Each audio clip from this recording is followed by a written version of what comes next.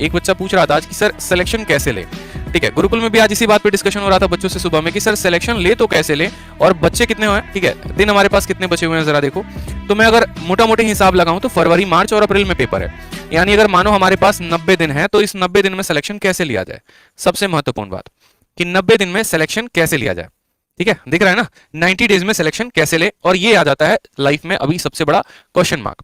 क्योंकि जैसे आप सीजीएल लोगे, सीजीएल चलेगा कम से कम 15-20 दिन, और 15-20 दिन के बाद जो है आपको सीजीएल के नोटिफिकेशन के तुरंत बाद, पेपर के तुरंत बाद जो है आपका सीएचएसएल का पेपर आ जाएगा। अब जब कहानी ऐसी होगी तो उस केस में आपके पास टोटल बचते हैं सिर्फ और सिर्फ ये 90 डेज। कुछ मुद्दे की बात हम आपको बताने वाले हैं। ठीक है, कुछ मुद्दे की बात हम आपको बताने वाले हैं, और वो मुद्दे की बात क्या है आप बड़े ध्यान से समझिएगा। थोड़ी सी हो सकता है कि आपको बातें मेरी कड़वी लग जाएं, और हो सकता है थोड़ी सी बातें आपको जो है मीठी लग जाएं, लेकिन जो भी बात होगी वो सिर्फ सच्चाई के ऊपर होगा। जितनी भी लाइंस होगी वो सभी की सभी ट्रू लाइंस होगी, और ये ट्रू लाइंस में आपको थोड़ा सा फोकस करना है। ठीक है, जैसा कि मैं हमेशा कहता हूं कि पढ़ाई के साथ साथ इन सभी बातों का भी ध्यान रखना बहुत जरूरी है।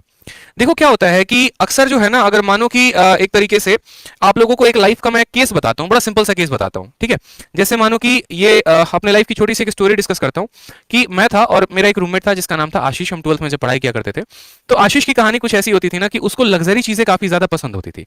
ठीक है, लग्जरी चीजों का मतलब क्या हो गया कि जैसे अगर मानो कि रोड पे वो चल रहा है, पोर्श की गाड़ी दिख गई, बीएमडब्ल्यू की गाड़ी दिख गई, तो आशीष हवा हवा एकदम हो जाएगा।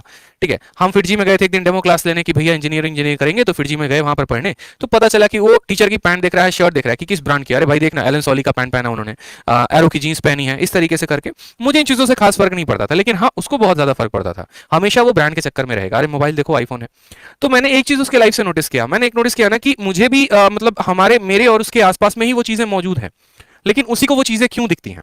ठीक है, तो फिर इसका आंसर मुझे जाकर मिला एक दिन जब मेरे साथ ऐसी घटना हुई। उदाहरण के तौर पे जैसे मानो कि मेरे मन में एक टाइम था कि यार ये जो गाड़ी है ना, मतलब फॉर्च्यूनर, ठीक है बहुत अच्छी गाड़ी है, और मैं बड़ा होऊंगा ना तो इस फॉर्च्यूनर को जरूर एक दिन मैं खरीदूंगा।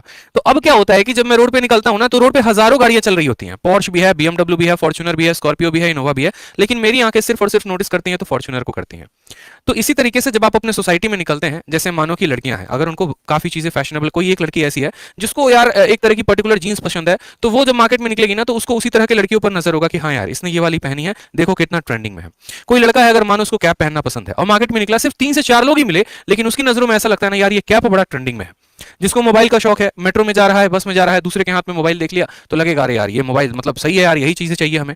मतलब दुनिया में हमारे आसपास हर चीजें मौजूद हैं, लेकिन हमारी आंखें सिर्फ वही देख पाती हैं जो हमारा दिमाग चाहता है। ठीक है, अगर बात करेंगे, आप रोड पे निकलेंगे, आपको आईफोन भी दिखेगा, आपको जीन्स भी दिखेगा, आपको गाड़ी भी दिखेगी, आपको सब कुछ दिखेगा, लेकिन आप फेवर उसको ज्यादा देंगे जिसको आप ज्यादा पसंद करते हैं, और ये एक साइकोलॉजिकल फैक्ट है। तो यही कहानी कुछ हमारे साथ भी है। अब बात करते हैं अगर इस 90 दिनों में ना, तो ये 90 दिनों में अगर आप पूर्ण तरीके से अपने आप को एक योगी बनकर पूरा का पूरा सीजीएल के लिए डिवोट करेंगे, तो शायद आपका सीजीएल हो भी जाए। ठीक है, लेकिन अगर मन में थोड़ा बहुत इधर उधर है कि थोड़ा सा उस एग्जाम की तैयारी कर लिए, थोड़ा सा उस एग्जाम की तैयारी कर लिए, थोड़ा सा इधर की बातें सुन लेते हैं, थोड़ा सा मूवी आया है भैया पुष्पा तो देख लेते हैं, झुकेगा नहीं साला एकदम डायलॉग मारेंगे पूरा, तो इसे काम नहीं चलने वाला है। सीधी सी बात बोले, इसलिए मैंने कहा मेरी बात मीठी भी लग सकती है, मेरी बात कड़वी भी लग सकती है।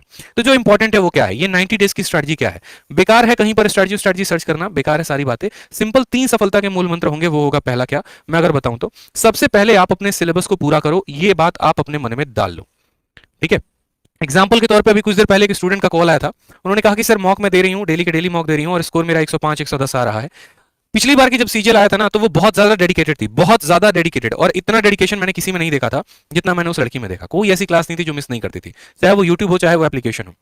ठीक है, तो उसको लेवल जो मैंने देखा ना उस लड़की का, तो मैंने कहा कि देखो अमीशा, जो भी उनका नाम था, कि देखो आपका जो पेपर है वो हो जाएगा, कोई दिक्कत की बात नहीं है, कोई प्रॉब्लम की बात नहीं है, लेकिन मैं गारंटी कह रहा हूं कि आप ज्यादा से ज्यादा अभी कट ऑफ क्लियर कर पाओगे, और कट ऑफ क्लियर कर लिया तो हो सकता है कि आप आगे जाके मेंस में ड्रॉप आउट कर दिए जाओगे। एक पल के लिए उसको लगा कि यार सर कैसे इंसान है ये बताओ पहले, है लोग दुआ देते हैं कि बच्चों हम तुम्हारा सिलेक्शन होगा तथास्तु, ये वो कह रहे हैं तुम प्री निकाल के मेंस में फेल हो जाओगी।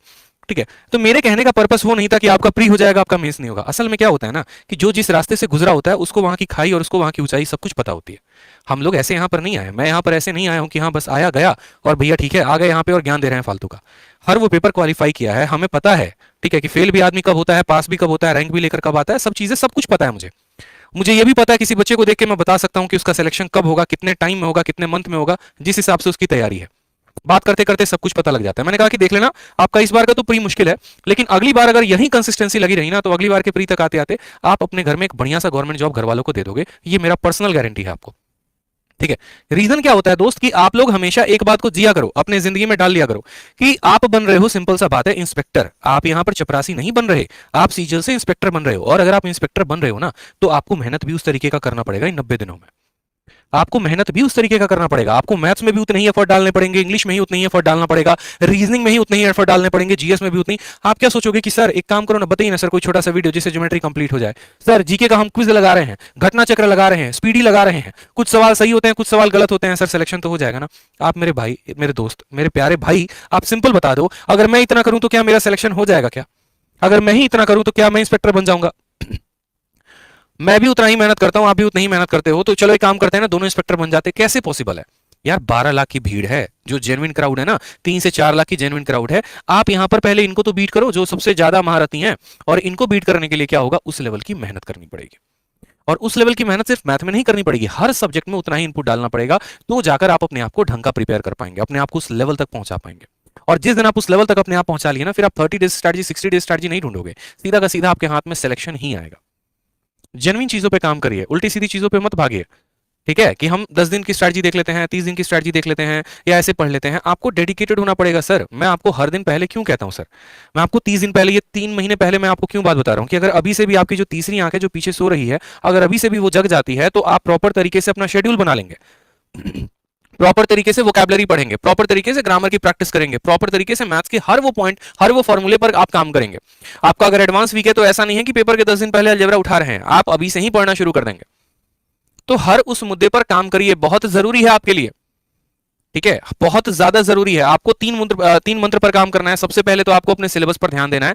ठीक है, आप एक काम करो, सबसे बढ़िया बात बता रहा हूं, ठीक है, सबसे बढ़िया बात जो आपको कोई नहीं बताएगा, आप एक अपना पन्ना लो, एक ऐसा पेपर लो, जो मैं हमेशा करता था। ठीक है, जो पर्सनली मेरा अपना प्लान होता था। मैंने यहां पर क्या किया कि मैंने यहां पर 90 डेज का प्लान लिख दिया। और ये 90 डेज के प्लान में मैंने क्या मेंशन कर दिया? ये 90 डेज के प्लान में मैंने पॉइंट नंबर 1 मेंशन कर दिया कि भाई मुझे मैथ में फलाना फलाना फलाना फलाना टॉपिक्स खत्म करने हैं। ये मेरे टॉपिक्स हो जाएंगे और यहां पर ये मेरी बुक लिस्ट हो जाएगी। ठीक है, और साथ में मैं उसको एक टाइम भी दे देता था कि एवरेज, ऑन एन एवरेज मुझे 5 दिन के अंदर, 10 दिन के अंदर मुझे एक चैप्टर को खत्म कर देना है। उसी तरीके से इंग्लिश में भी हम अपना टाइम लिस्ट बना लेते थे कि इंग्लिश में मुझे जो है यहाँ पर ग्रामर हो गया, वोकैब हो गया, इस तरीके से मुझे सभी चीजों को खत्म करना है। ठीक है, ग्रामर में मुझे यहाँ पर ये 8 टॉपिक है, बस मुझे इन्हीं के ऊपर मेहनत करनी है। और वोकैबुलरी में सिर्फ एक बुक है, मानो नीतू सिंह हो गई तो नीतू सिंह हो गई, ऑनलाइन मेंटर हो गया तो ऑनलाइन मेंटर हो गया, जो भी हो गया मुझे यहाँ पर इनको खत्म करना है। जीएस में मेरे माइंड में हमेशा फिक्स होता था कि अगर मैं ऑब्जेक्टिव ऑब्जेक्टिव के सहारे रहूंगा तो एक दिन गंदा फंसने वाला हूं। ठीक है, तो मैं कभी ऑब्जेक्टिव का सहारा लेता ही नहीं था। हमेशा मेरे मन में ये होता था कि एक काम करो, सबसे पहले जीएस के लिए तुम सब्जेक्टिव पढ़ लो, सब्जेक्टिव एक बार गो थ्रू हो जाओ। कहां से हो जाओ? तो लूसेंट सबसे बढ़िया किताब है, वहां से हो जाओ। कोई और किताब है तो तुम वहां से हो जाओ सब्जेक्टिव, और उसके बाद वहां पर बैठ के तब ऑब्जेक्टिव लगा लो, यानी सब्जेक्टिव और ऑब्जेक्टिव। इसके अलावा कुछ छोटे छोटे पर्चे भी बना लेता था मैं। पर्चे जानते हो? वो पर्चे नहीं जो एग्जाम में चीट करने के लिए लिए जाते थे। पर्चे का मतलब ऐसे हो गया जैसे फेमस दर्रे हो गए, फेमस पहाड़ हो गया, फेमस आपका पार्क हो गया, ठीक है, आपके बांध हो गए, ठीक है, भारत में पहला पुरुष हो गया, इस तरीके से कुछ स्लोगन्स हो गए, नारेज हो गए, इनके पर्चे बना लिए थे। कहीं कहीं से प्रिंट आउट निकलवा लिए थे जाके किसी किसी वेबसाइट से, जैसे ग्रेडअप हो गया, वहां पर सबसे ज्यादा दिया होता है। ये पर्चे बनाने के बाद, ठीक है, तब इनको प्रॉपर तरीके से रिवाइज करना। मतलब अगर मैं इस पे हमला कर रहा हूं ना, तो एक दिशा से नहीं, टोटल मिलाकर 3-4 दिशा से हमला होती थी मेरी।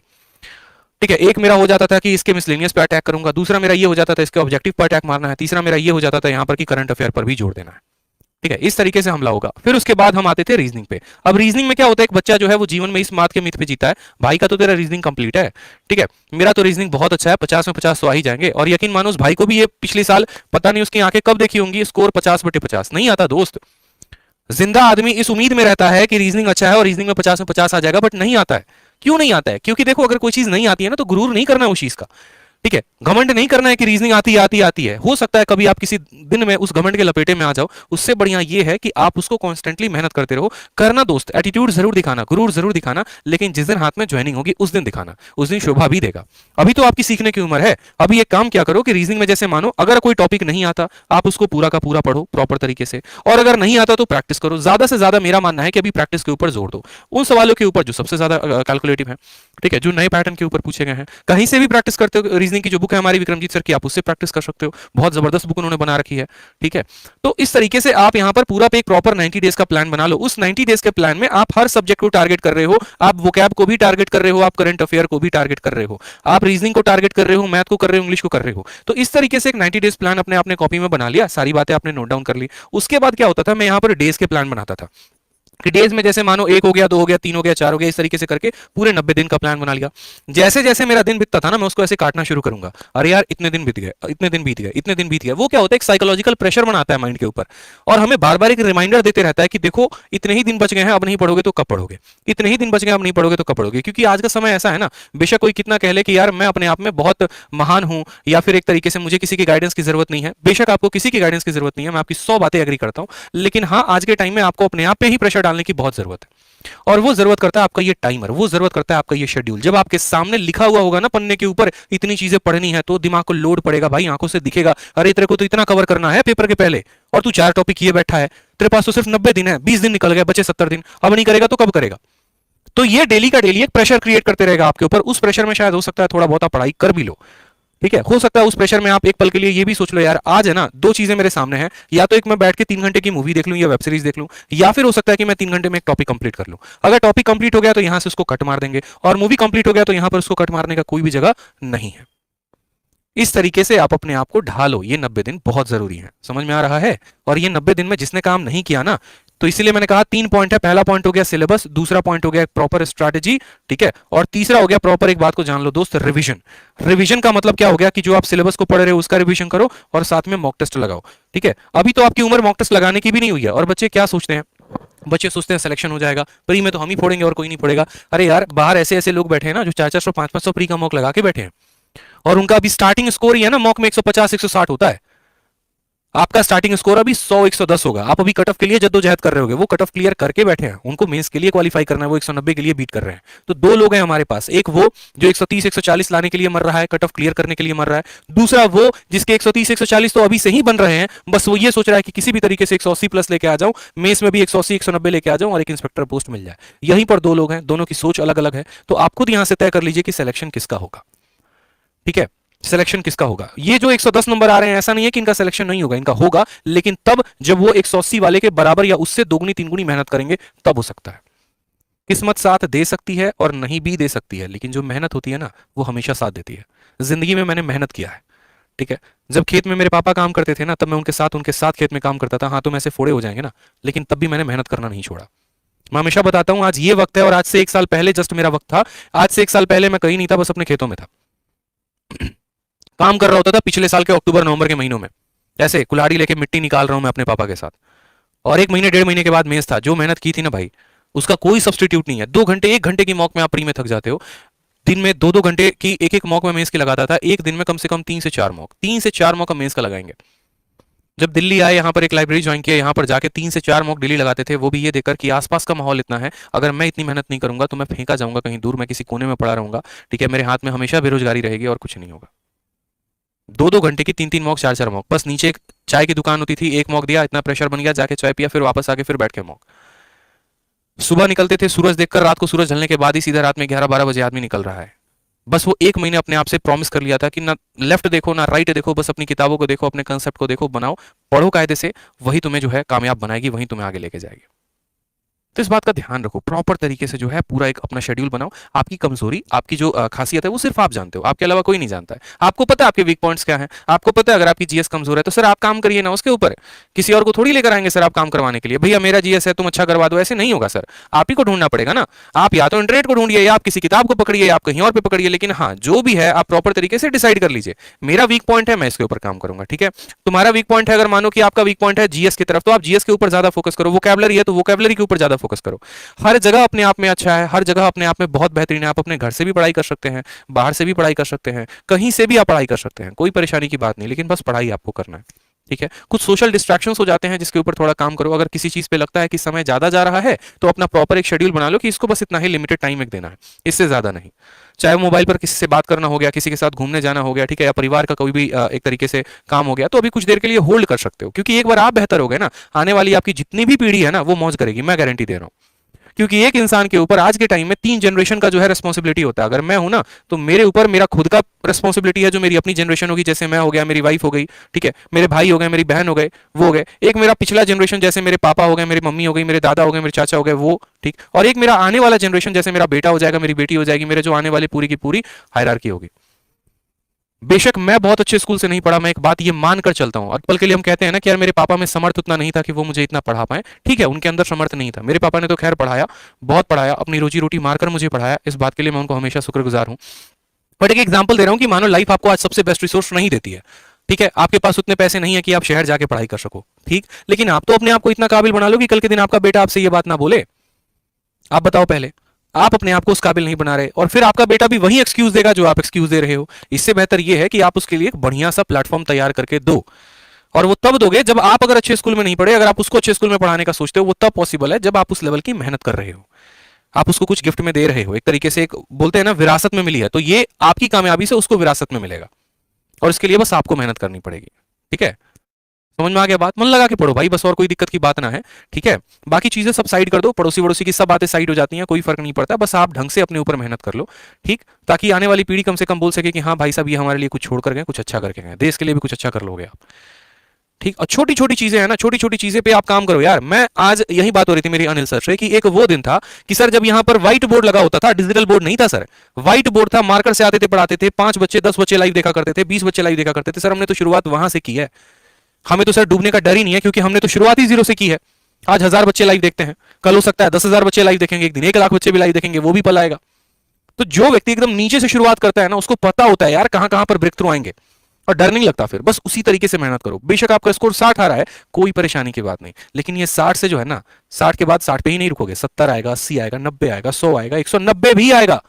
एक पल था जब मैं ये सोचा करता था कि यार जिस दिन मैं टॉप मारूंगा ना, पक्का मेरे जो पोस्टर हैं वो हर जगह पर लगेंगे। ठीक है, किसी पर्सन से मेरी एक दोस्त था, उससे लड़ाई हो गया था, तो मैंने सोचा था कि चल ठीक है यार, कोई बात नहीं, अपना जो है जिस दिन टॉप मारूंगा इसके घर के सामने अपने पोस्टर लगवाऊंगा। आज इतना है ना कि लोग खुद मेरी वीडियो देख रहे होते हैं, ठीक है, उनको पता है कि हाँ क्या है, ठीक है बंदा चलो बहुत अच्छा है। किसी की कामयाबी फिक्स नहीं होती यार, कौन कहां जाकर कैसे हिट मार देगा किसी को पता नहीं होता है। बस मेहनत करते रहिए, भगवान देख रहे हैं आपकी मेहनत को, और वो जरूर आपको सफल इंसान बनाएंगे, बहुत अच्छा बनाएंगे। ये मैं मानता हूं, इस बात को मैं यकीन करता हूं, मैं इस बात पे, ठीक है, इस पे मैंने बिलीव किया। बस मेहनत का कोई भी तोड़ नहीं है। जब मैं 6 क्लास में था ना, तो 6 क्लास में मेरा स्कोर सबसे डाउन आता था, सबसे ज्यादा डाउन। ठीक है, मुझे मतलब एक तरीके से ऐसा हो गया था ना कि अपने आप में बहुत बेकार सा फील होना शुरू हो गया था। बाकी लोगों के स्कोर आ रहे हैं, टीचर भी मुझे उस तरीके से देख रहा है, मैं कितना भी बढ़िया प्रेजेंटेशन लेकर क्यों ना चला जाऊं अपने स्कूल में, एक टॉपर है उसका नाम पढ़ते उसको 10 में 10 दे दिया जाएगा, और मेरा प्रेजेंटेशन को ऐसे फेंक देगा जैसे लागो की पता नहीं क्या उसमें कीड़े पड़े हुए हैं। बस उस पल की खुन्नस इतनी थी ना कि यार बस अब तो लाइफ में कुछ अच्छा करना है, कुछ भी हो लेकिन अच्छा करना है। जिस दिन जिंदगी में मौका मिल गया ना, तो सबको जवाब देके दिखा दूंगा मैं। मौका मिला, दिल्ली आए, दिल्ली आकर तैयारी की, ढंग से तैयारी की, बहुत अच्छे अच्छे गुरुओं का मेरे ऊपर हाथ रहा, विक्रमजीत सर का हाथ रहा, एक राम सर उनका हाथ रहा, एक अनुराग सर उनका हाथ रहा, सबका आशीर्वाद रहा मेरे ऊपर। उस तरीके से जिंदगी में मेहनत करता चला गया, सभी का प्यार मिलता गया, सपोर्ट मिलता गया, और आज आपके सामने है कि जो लोग जो मेरे से काफी ऊपर थे, ज्यादा से ज्यादा उन लोगों ने इंजीनियरिंग की, ज्यादा से ज्यादा उनको आईआईटी मिली, बीआईटी मिली, एनआईटी मिली, पैकेज उनकी है महीने की 60,000 70,000, और उतना कभी कभी ऐसा होता है कि एक दिन एक हफ्ते में आ जाते हैं अपने पास, तो उसकी दिक्कत नहीं है। तो बस ये है, मैं कहना चाहता हूं कि जिंदगी में आपकी कामयाबी सर कहीं फिक्स नहीं है कि आप कहां जाएंगे, मेहनत करते रहिए, तोड़ आएगा। मैंने कहा ना, 1 साल में लाइफ ऐसी बदली है कि 1 साल पहले I was aspirant and right now I am an educator and well educated on a well channel, सिर्फ आप लोगों की वजह से। और अभी तो जिंदगी में बहुत आगे बढ़ना है दोस्त। ये एक छोटे भाई की तरह मैं आपसे एक एक्सपीरियंस शेयर कर रहा हूं कि यार मैंने ये चीज खुद महसूस की है, आपको भी ये महसूस होगा, बस आप पढ़िए। देखो, किसी की सफलता की कहानी सुननी है ना, बड़ी अच्छी लगती है, बड़ा मजा आता है किसी की सुनने में, लेकिन इंपॉर्टेंट ये है कि क्या आप उस तरीके का, आप भी उस प्लेटफॉर्म पे आना चाहते हैं, क्या आप भी अपने आप को उस तरीके से क्रिएट करने के लिए सोच रहे हैं, क्या आप भी चाहते हैं कि हाँ आपकी भी सफलता की कहानी हो, लोग सुने, इंटरेस्ट ले? अगर हाँ तो भाई साहब लग जाओ मेहनत में, सुनो सब किसी की, लेकिन अपने मन में वो एक आस लेके चलो कि भैया आप तो फोड़ेंगे। ठीक है, बस 1 साल दबा के रखो। इस यहां पर पहुंचने के लिए, यहां तक बात करने के लिए ना, मैंने अपने आप को 1.5 साल बैकग्राउंड में इतना काम किया, एक एक कंसेप्ट के ऊपर काम किया, एक एक क्वेश्चन के ऊपर काम किया। बस मुझे उस मौके की तलाश थी कि बस ठीक है कोई बात नहीं, जब भी जाऊंगा ये करूंगा, वो करूंगा, वो करूंगा, वो करूंगा। ठीक है, गुरुकुल संभाल लिया पूरा ऑफलाइन, गुरुकुल में सभी बच्चे हैं, मन लगाकर पढ़ते हैं, ऑफलाइन है, ऑनलाइन है, आप लोगों का प्यार है, कंटेंट है। इस 6 महीने साल भर के अंदर मैंने वो भी काम किया जो बड़े बड़े एजुकेटर्स 5 साल 10 साल में भी नहीं कर पा रहे। शीट्स देखोगे आप, पूरा प्रॉपर तरीके से अरेंज्ड मिलेगा। ये एक टीम वर्क है, एक एफर्ट है, सभी का एफर्ट है, मेरे साथ जो जुड़े हैं उनका एफर्ट है, हम लोगों ने उस तरीके से काम किया। तो ये था कि हमारा बैकग्राउंड में फिक्स है। आज भी मैं रात के 3 बजे 4 बजे सोता हूँ, सुबह वापस मेरी 9 बजे गुरुकुल में क्लास लग जाती है। कोई ऐसा दिन नहीं है जिस दिन मैं 4 बजे नहीं सोता रात में, और सुबह 9 बजे कोई ऐसा दिन नहीं है जिस दिन मैं गुरुकुल में ना पहुंचूं क्लास लेने। मेहनत आज भी मेरी उतनी है, बस यही मेहनत है कि हो सकता है जिंदगी में और आगे लेके जाओ। और मैं यही बात आपको भी हाथ जोड़कर विनती करूंगा आपसे कि आप भी बस मेहनत करो सर। ये पल वापस नहीं आएगा, धीरे धीरे धीरे धीरे धीरे धीरे आपका एज निकल जाएगा, और एज निकल जाएगा फिर हाथ मलते रह जाओगे और कुछ नहीं मिलने वाला है लाइफ में। ठीक है, तो इस बात का ध्यान रखा करो। मैं जनरली जो है इतनी बातें नहीं करता, आपको भी पता है। सेशन के दौरान अगर मैं पढ़ाना शुरू करूंगा तो बस मैं पढ़ाता ही पढ़ाता हूं।